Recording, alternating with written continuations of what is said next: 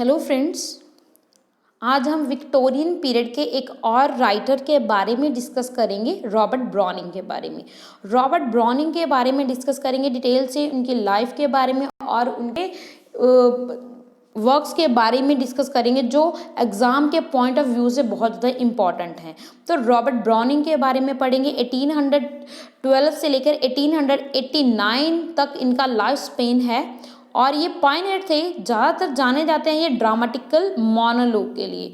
Monologue क्या होता है? ये ड्रामा के फॉर्म में लिखा जाता है। मोनोलॉग, मोनो मीन्स होता है वन और लोग होता है डायलॉग्स, जो यानी कि एक ही बंदा बोल रहा होता है और ओनली मीन्स एक बंदे की ही डायलॉग्स होते हैं, वो बोल रहा होता है और बाकी रीडर सुनने वाला होता है। ड्रामेटिकल मोनोलॉग के लिए जाने जाते हैं रॉबर्ट ब्राउनिंग। ओके, उन्होंने 12 साल की एज में ही स्टार्ट कर दिया था लिखना। 12 साल की एज देखो क्या होती है। रॉबर्ट ब्राउनिंग तो 12 साल की एज में ही लिखना शुरू कर दिया था और ये इन्फ्लुएंस्ड थे। ये रोमांटिक एज के जो पोइट्स हैं उनसे बहुत ज़्यादा इन्फ्लुएंस थे। पी.बी. शेले और वर्ड्सवर्थ से बहुत ज़्यादा इन्फ्लुएंस्ड थे और इंग्लैंड से बिलोंग करते थे।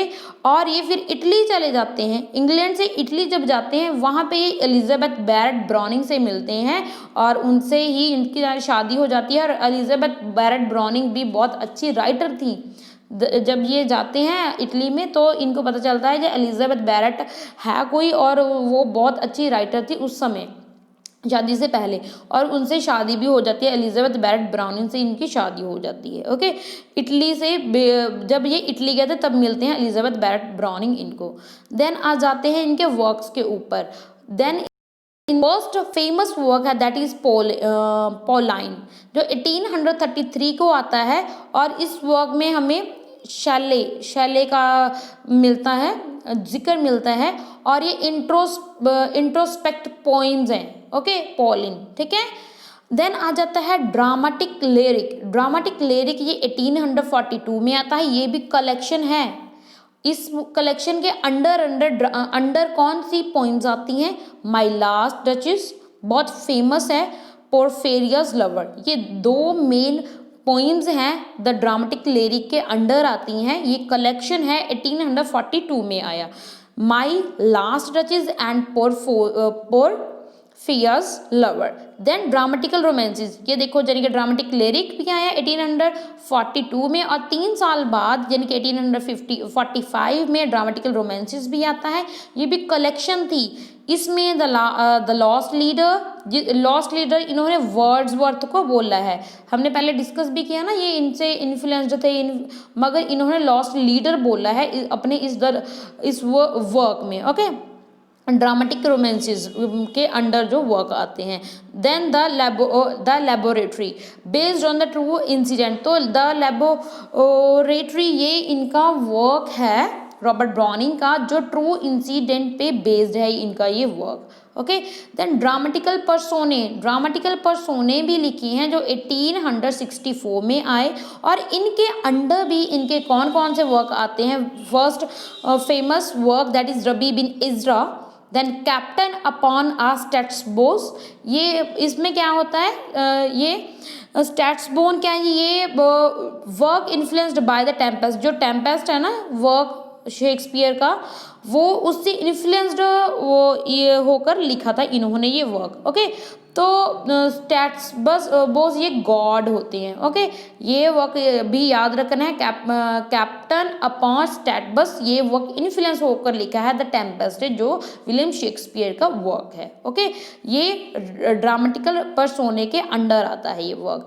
देन आ जाता है मैन एंड वुमेन जो 1855 में इनका जो ये वर्क आता है, ये भी कलेक्शन है।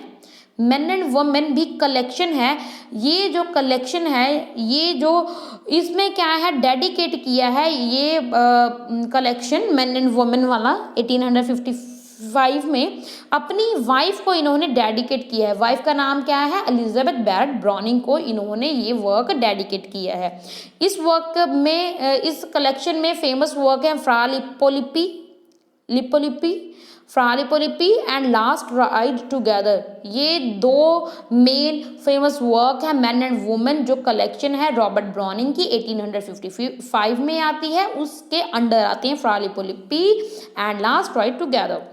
Then the ring and the book, the ring and the book ये 1868 से लेकर 69 के टाइम ऑफ पीरियड के बीच में आया है ये वर्क।